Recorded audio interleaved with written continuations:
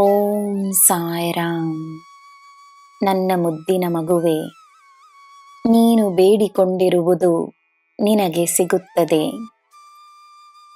ಒಂದು ದಿಶೆಯಿಂದಲ್ಲ, ನಿನಗೆ ಸಿಗಬೇಕಾದುದು ಎಲ್ಲ ದಿಶೆಗಳಿಂದಲೂ ನಿನ್ನ ಬಳಿ ಬರುತ್ತದೆ.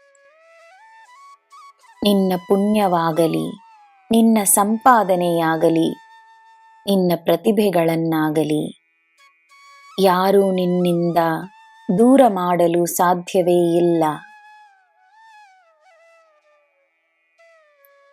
ಏನು ಓದಬೇಕೆಂದಿರುವೆಯೋ ಓದು.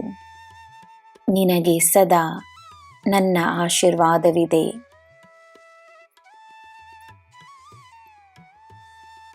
ಜವಾಬ್ದಾರಿಗಳನ್ನು ಸ್ವೀಕರಿಸುವ ಮುನ್ನ ನೀನು ಬಲಶಾಲಿಯಾಗು. ಸಮಯ ನಿನ್ನ ಪರವಾಗಿಯೇ ಇರುತ್ತದೆ. ಗೊಂದಲ ಬೇಡ, ನಂಬಿಕೆಯಿಂದಿರು.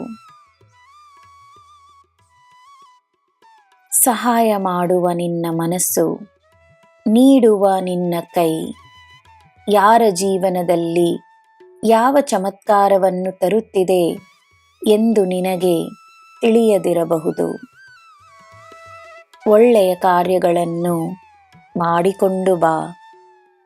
ಎಲ್ಲರ ಮನಸ್ಸಿಗೆ ಸಂತೋಷವನ್ನು ತರುವ ನೀನು ತನ್ನ ಜೀವನದ ಬಗ್ಗೆ ಚಿಂತಿಸಬೇಡ.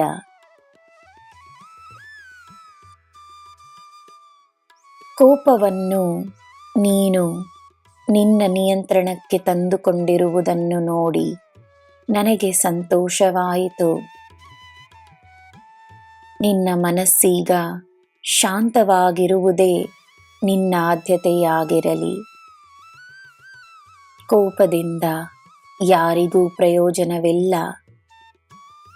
ಅದೇ ಸಮಯ ಅನ್ಯಾಯವನ್ನು ನೋಡಿ ನಿನಗೆ ಕೋಪ ಬಂದರೆ ಅದನ್ನು ನಿನ್ನ ಬಲವಾಗಿಸು, ಬಲಹೀನತೆಯಾಗಿಸಿಕೊಳ್ಳಬೇಡ. ನನ್ನ ಮಗುವೆ, ಶಾಂತವಾಗಿರು. ಅನ್ಯಾಯದ ಕೊನೆಯಾಗುತ್ತದೆ.